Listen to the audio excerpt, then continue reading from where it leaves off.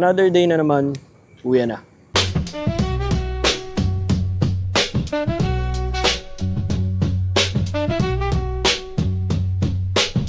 Work from home ako tonight kaya medyo maluwag yung schedule natin ngayon. May time ako para magawa yung ibang task. Kapag hindi ako tinamad, baka mamayang hapon, gawin ko na yung pag-change oil. Ang napaka-hassle lang naman dyan sa pag-change oil, yung kailangan mo sumuot dun sa ilalim. Tapos yung pag-angat ng sasakyan, hindi rin siya basta-basta. Kailangan i-secure mo talaga kasi once na nandun ka na sa ilalim, hindi pwedeng biglang babagsak yung sasakyan. Yun lang naman yung part na medyo risky dun. Pero kung sanay ka naman na gawin to every time, kagaya ko na from time to time, inuuna lagi yung safety. Kung i-check mo lahat bago ka mag-operate, walang magiging problema.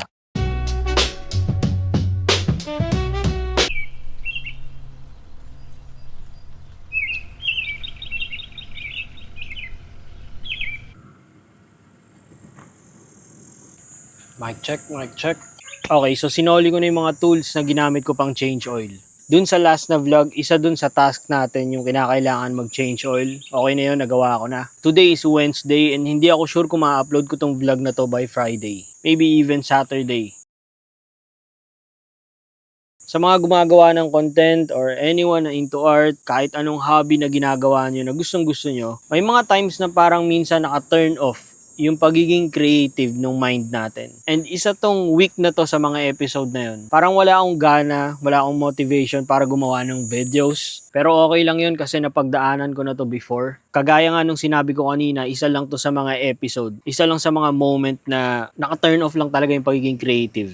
Sa mga agaya ko na mahilig gumawa ng videos or any form of art, every once in a while, okay lang tamarin. Okay lang na minsan wala ka sa mood to create or to produce something. Kasama yun sa proseso and I believe na hindi 100% linear yung pagiging creative. Pero hindi ko sinasabi na i-tolerate nyo yung ganong klaseng perspective sa kahit anong ginagawa nyo all the time. Lilinawin ko yung sinabi ko na minsan, okay lang yun. Kagaya sa akin ngayon, nilalabanan ko pa rin yung feeling na tinatamad. And hindi lang to sa paggawa ng videos, mag-a-apply to sa lahat ng bagay. Kasi nangyari na sa akin to before and hinayaan ko yung sarili ko na totally mag-fall off. Sa huli, nagsisi din ako for being inconsistent and pinabayaan ko talaga yung bagay na deep inside, gusto ko naman talaga maging consistent in the first place. Yun yung wag na wag nyo hahayaan sa sarili nyo kasi walang kasing bigat sa feeling yung feeling of regret. Na sana pinush ko, na sana mas ginawa ko to, sana mas tinuloy ko yung effort kasi dun talaga ako nag-enjoy dun talaga ako masaya. 30 minutes ago, tinatamad ako gawin tong video na to plus may mga dumadaan pa and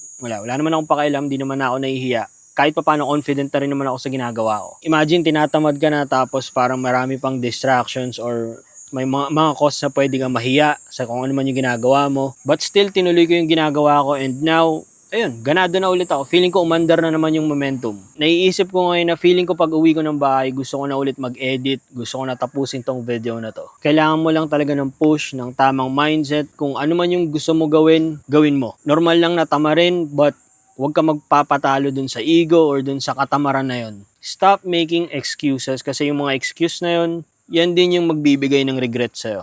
So that's all for me guys. Maikli lang tong video na to and nakatutok yung camera sa araw kaya lumalabas na yung overheat na indicator. Thank you all for watching and see you again next time. Peace!